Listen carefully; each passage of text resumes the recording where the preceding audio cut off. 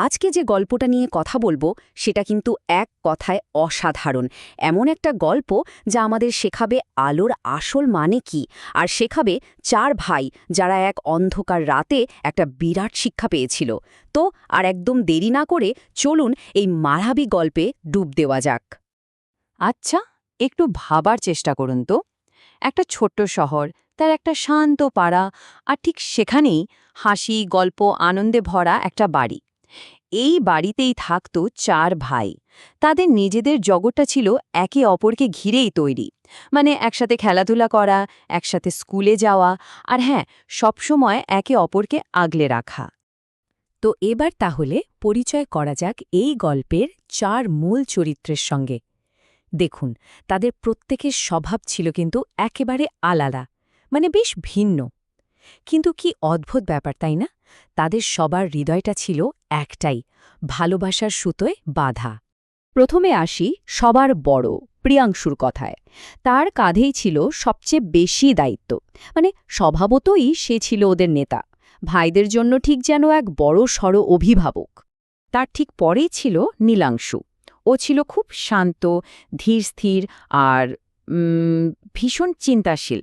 মানে যে কোনো সিদ্ধান্ত নেওয়ার আগে সবটা ভালো করে ভেবে নেওয়াটাই ছিল ওর স্বভাব। তৃতীয় জন প্রিয়ম, সে ছিল আবার ঠিক এর উল্টো। একেবারে শক্তিতে ভরপুর, ভীষণ সাহসী আর চঞ্চল। ভয় ব্যাপারটা যেন তার অভিধানেই ছিল না। আর সবার শেষে সবার আদরের ছোট প্রীতেশ। ওর মুখে সবসময় একটা মিষ্টি হাসি লেগেই থাকত, আর সেই হাসিটাই ছিল যেন পুরো বাড়িটার আলো। ওই এক হাসিতেই সবার মনটা ভালো হয়ে যেত। দিনগুলো তো বেশ ভালোই কাটছিল, আনন্দে। কিন্তু একদিন সন্ধ্যায় হঠাৎ করে এমন এক ঝড় এলো যা শুধু অন্ধকারই বয়ে আনেনি, তাদের জীবনকে একটা গভীর শিক্ষাও দিয়ে গিয়েছিল।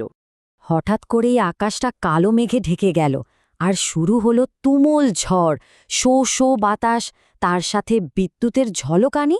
আর কিছুক্ষণের মধ্যেই ব্যাস, পুরো পাড়ার বিদ্যুৎ চলে গেল। চারদিক ঢেকে গেল এক দম বন্ধ করা নিকোষ কালো অন্ধকারে। এই হঠাৎ করে নেমে আসা অন্ধকারে পাড়ার সবাই, বিশেষ করে ছোট ছোট বাচ্চারা, ভয়ে একদম কেঁপে উঠেছিল। আরে এমন কি যে প্রিয়ম কোনো কিছুতে ভয় পেত না, তার গলাতেও শোনা গেল আতঙ্কের স্বর। কি ভয়ঙ্কর অন্ধকার! চারিদিকে তখন শুধুই ভয়ার্ত কান্নার শব্দ। কিন্তু সেই অন্ধকারের মধ্যেই চার ভাই একে অপরের দিকে তাকালো। তারা ঠিকই বুঝতে পারছিল, এভাবে শুধু ভয় পেয়ে বসে থাকলে তো চলবে না, কিছু একটা করতেই হবে। আর ঠিক সেই মুহূর্তেই জন্ম নিল একটা অসাধারণ উদ্যোগের। ভয়কে পাশে সরিয়ে রেখে ওরা সিদ্ধান্ত নিল, এই অন্ধকারকে তারা কিছুতেই হার মানতে দেবে না, নিজেরাই হয়ে উঠবে আলোর উৎস। আর দেখুন কি দারুণভাবে তাদের প্রত্যেকের শক্তি একসাথে মিলে গেল। নেতা প্রিয়াংশু, সে তো সাথে সাথে সবাইকে কাজ ভাগ করে দিল। চিন্তাশীল নীলাংশু খুঁজে বের করল প্রদীপ রাখার জন্য সবচেয়ে নিরাপদ জায়গা কোনগুলো। উদ্যমী প্রিয়ম ঝড়ের গতিতে মোমবাতি আর প্রদীপগুলো সাজিয়ে ফেলল। আর ছোট্ট প্রীতেশ, সে তার মিষ্টি গল্প দিয়ে ভয় পাওয়া বাচ্চাদের আগলে রাখল। তাদের এই একজোট চেষ্টার ফলে একটু একটু করে অন্ধকারের চেহারাটা বদলাতে শুরু করল।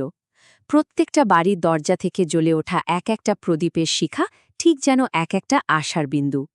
পুরো গলিটা ধীরে ধীরে ছোট ছোট আলোর বিন্দুতে ভরে উঠল, আর অন্ধকারও যেন পিছু হটতে বাধ্য হল।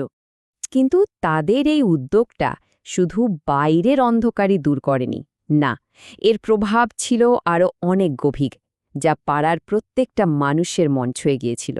ওদের এই কাজ দেখে পাড়ার এক প্রবীণ মানুষ এগিয়ে এসে বললেন, তোমরা শুধু প্রদীপ জ্বালাওনি, আমাদের মনেও আলো জ্বেলেছ। এই একটা কথাতেই চার ভাই যেন বুঝতে পারল তাদের ছোট্ট একটা পদক্ষেপের শক্তি কতটা বিশাল। সত্যিই তো, একটা ছোট্ট ভালো কাজও কত বড় একটা প্রভাব ফেলতে পারে। সেই রাতটা শুধু পাড়ার জন্যই না, চার ভাইয়ের প্রত্যেকের জন্যই ছিল এক নতুন উপলব্ধির রাত। প্রিয়াংশু বুঝল, আমরা ছোট হতে পারি, কিন্তু চেষ্টাটা বড় হতে পারে। নীলাংশু শিখল, ভয়কে জয় করতে পারার নামই তো সাহস। প্রিয়ম দেখল, একসাথে থাকলে যে কোনো ভয়ে কমে যায়। আর প্রীতেশ, সে অনুভব করল, ভালোবাসাই আসলে পৃথিবীর সবচেয়ে বড় আলো। তাহলে এই গল্পের আসল শিক্ষাটা কি? এটা কি শুধু একটা ঝড় আর অন্ধকারের রাত নিয়ে একটা গল্প? না, এর অর্থটা লুকিয়ে আছে আরও অনেক গভীরে। চলুন পুরো ঘটনাটা আরেকবার সংক্ষেপে দেখে নিই। সন্ধ্যায় ঝড় এলো, নিয়ে এলো ভয় আর অন্ধকার। রাতে ভাইদের জ্বালানো ছোট ছোট প্রদীপগুলো শুধু রাস্তাই নয়, মানুষের মনও আলোকিত করে তুলল। আর পরে যখন বিদ্যুৎ ফিরে এলো, তখন কিন্তু ওই টিমটিমে আলোর স্মৃতিটা সবার মনে একদম গেঁথে গেল। শেষ পর্যন্ত ভাইরা সেদিন যা শিখল তা হল, আলো মানে শুধু বৈদ্যুতিক বাতি নয়, আলোর আসল অর্থ হল সাহস, ভালোবাসা এবং একতা। আর এই তিনটি জিনিস যখন একসাথে থাকে, তখন যে কোনো অন্ধকারকেই হারানো সম্ভব। এই গল্পটা শেষে একটা প্রশ্ন কিন্তু থেকেই যায়। আমাদের জীবনেও তো কত রকম অন্ধকার নেমে আসে, তাই না? সেই কঠিন সময়গুলোতে একটা ছোট্ট প্রদীপের মতো জ্বলে ওঠার শক্তি কি আমাদের নিজেদের মধ্যেই লুকিয়ে নেই? একবার ভাবুন তো, আমাদের ছোট্ট একটা উদ্যোগও আসলে কোথায় না কোথায় একটা বড় পার্থক্য গড়ে দিতে পারে।